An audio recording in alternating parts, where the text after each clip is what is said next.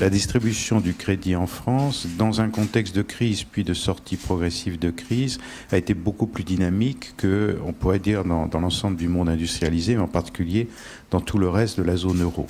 Il y a encore un certain nombre de pays où l'évolution du crédit est globalement négative, revient péniblement vers zéro. Nous sommes, nous, dans une dynamique très différente. Quand on regarde le crédit aux entreprises, plus particulièrement le financement de l'activité productive, on s'aperçoit que derrière les chiffres qui peuvent paraître faibles, le 0,4% de croissance sur un an du crédit aux entreprises, en réalité, il y a plusieurs éléments qui montrent que le crédit est beaucoup plus dynamique que ça.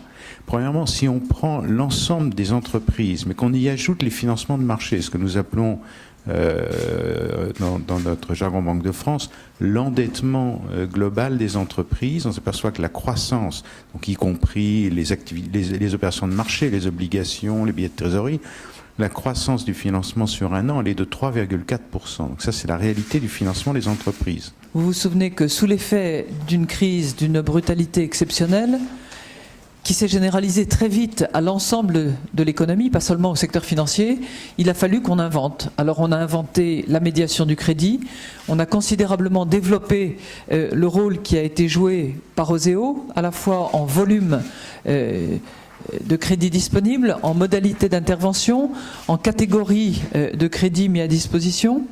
Nous avons soutenu le crédit fournisseur qui était très très vite apparu comme étant un des points faibles du financement des entreprises, avec des mécanismes qui permettaient à la Caisse centrale de réassurance de financer des mécanismes qu'on a appelés CAP, CAP+, et CAP Export, qui venaient prendre la part de risque que le crédit interentreprise ne couvrait plus.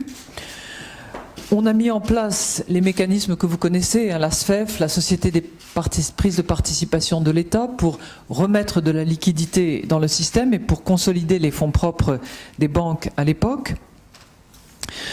Et puis, eh bien, cette action, elle a été efficace parce que si on constate le financement français, alors c'est pas seulement l'action du gouvernement qui a été efficace, c'est évidemment l'action de tous les acteurs. Il se trouve que les slides ont été présentés ici, donc on le regarde avec son prisme.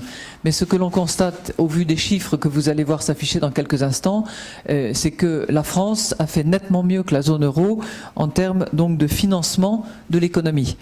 Vous voyez qu'on est repassé en positif. Vous vous souvenez qu'en 2009, l'ensemble de l'Europe était négative, sauf la France. Eh bien, à fin août 2010, vous avez donc un financement de l'économie européenne, France comprise, à plus 1,2 et un financement de l'économie française en termes d'encours de crédit à 3,2%. Alors, en ce qui concerne spécifiquement les banques, moi je voudrais souligner que nous nous sommes mobilisés conscients de l'enjeu. Une nouvelle fois, 2009, comme l'a dit Madame la Ministre, nous sommes le seul pays des grands pays européens, dans lequel il y a une croissance des crédits. Je peux vous dire, à titre anecdotique, quand j'en parle à mes collègues banquiers, ils me regardent avec des yeux ronds. Et l'effort se poursuit sur 2010, on a vu les chiffres, avec effectivement, comme le disait Monsieur le Gouverneur, le fait que les grandes entreprises ont eu très vite accès au marché obligataire, et dans des conditions tout à fait privilégiées de financement, et que donc nous avons notamment pu progresser sur les petites et moyennes entreprises, c'était ça l'enjeu, avec une croissance à 4% à fin août des crédits concernés.